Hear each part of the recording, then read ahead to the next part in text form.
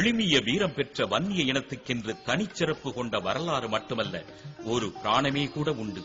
வேறெந்த இனத்துக்கும் இல்லாத சிறப்பாக வன்னிய குலத்தின் தோற்றம் பற்றி அக்கினி புராணம் ஒரு பிரிவான வன்னிய புராணம் விளக்கம் சொல்கிறது.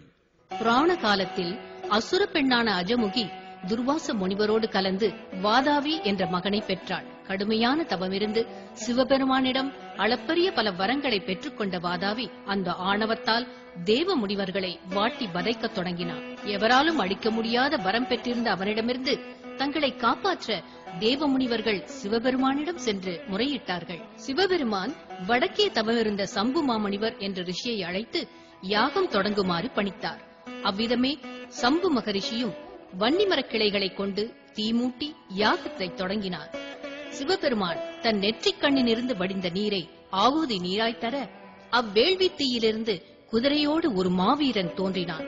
வீரவன்னிய மகராசன் என்றும் ருத்ரவன்னியன் என்றும் பெயர் பெற்ற அவன் பின்னர் சிவபெருமானின் ஆசி பெற்று அசுரன் வாதாவியை அழித்து வெற்றி மாலை சூடினான். அவ்வெற்றிக்கு பரிசாக இந்திரன் தன் மகள்களை ருத்ரவன்னியனுக்கு மணமுடித்து தர அவன் வழியாய் தோன்றிய சந்ததிகளே வன்னிய வம்சம் என்று பெயர் பெற்றதாய் வன்னிய புராணம் கூறுகிறது.